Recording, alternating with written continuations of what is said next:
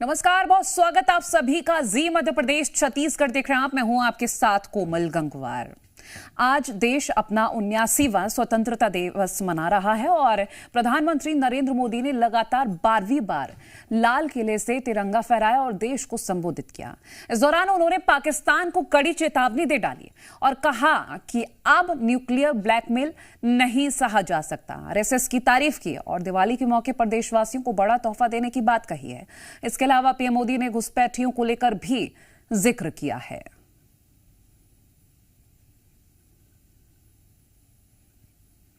तो ये उस वक्त की तस्वीरें हम आपको दिखा रहे हैं जब लाल किले की प्राचीर से तिरंगा फहराया गया, संबोधन दिया गया पीएम मोदी की ओर से। और साथ ही आपको ये तस्वीरें जो हम दिखा रहे हैं ये गौरवान्वित महसूस कराने वाली तस्वीरें हैं। और वहीं आपको ये भी बता दें कि पाकिस्तान को खास तौर पर चेताया है। ऑपरेशन सिंदूर सफल हुआ, इसके लिए बधाई तो दी ही और सैनिकों को सम्मानित करते हुए तमाम जो तस्वीरें रही हैं लाल किले की फिलहाल ये तस्वीरें। और प्रधानमंत्री नरेंद्र मोदी 12वीं बार देश को संबोधित कर रहे थे स्वतंत्रता दिवस पर और उस वक्त उन्होंने अपना जो संबोधन दिया वो देश को उत्साह से भर देने वाला था। और आरएसएस के 100 साल पूरे होने पर भी उन्होंने बधाई दी है। साथ ही ये 6 तस्वीरें भी अब आपको दिखा देते हैं। आज का जो उनका अटायर रहा है, जो उनकी वेशभूषा रही है, केसरिया पगड़ी के साथ पीएम नरेंद्र मोदी नजर आए हैं। और सबसे पहले वो पहुंचे थे राजघाट, जहां उन्होंने बापू को नमन किया। उसके बाद वो लाल किला पहुंचे जहां पीएम का स्वागत किया गया और फिर गार्ड ऑफ ऑनर पीएम को दिया गया है और फिर ध्वजारोहण किया। लाल किले से पीएम ने अपना संबोधन दिया है जिसमें उन्होंने देशवासियों को स्वतंत्रता दिवस की शुभकामनाएं दी।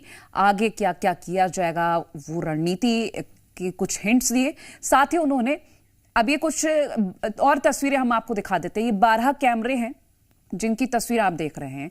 कैमरा 1 की तस्वीर आप देख रहे हैं, कैमरा 2 लाल किले पर जो सुरक्षा के इंतजाम किए गए और तीनों सेनाएं यहां पर मौजूद थी।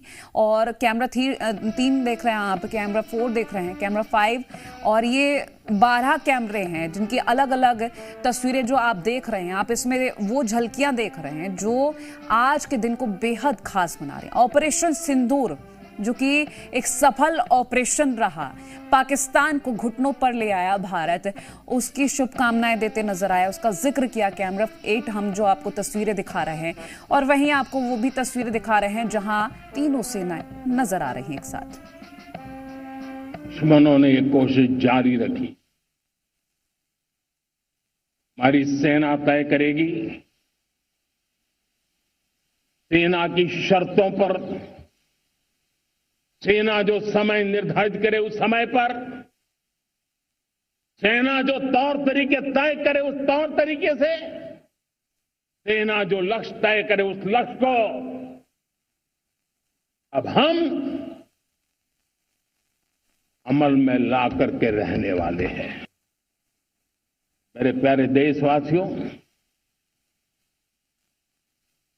भारत ने तय कर लिया है खून और पानी एक साथ नहीं बहेंगे। अब देशवासियों को भली भांति पता चला है कि सिंधु का समझौता कितना अन्यायपूर्ण है, कितना एक तरफा है। भारत से निकलती नदियों का पानी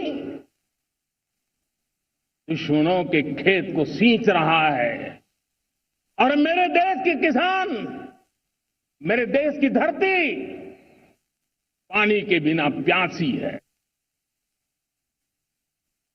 हमारी सेना ने वो करके दिखाया जो कई दशकों तक कभी हुआ नहीं था। सैकड़ों किलोमीटर दुश्मन की धरती पर घुस करके आतंकी हेडक्वार्टर्स को मिट्टी में मिला दिया, आतंकी इमारतों को खंडहर बना दिया। हमारे वीर जाबाज सैनिकों ने दुश्मनों को उनकी कल्पना से परे सजा दी है। भारत ने तय कर लिया है कि न्यूक्लियर की धमकियों को अब हम सहने वाले नहीं हैं। न्यूक्लियर ब्लैकमेल लंबे अरसे से चलाया, अब ब्लैकमेल नहीं सहा जाएगा। में आत्मनिर्भर बनाना बहुत जरूरी है। हमने बीड़ा उठाया और आज 11 वर्ष में सोलर एनर्जी 30 गुना बढ़ चुकी है।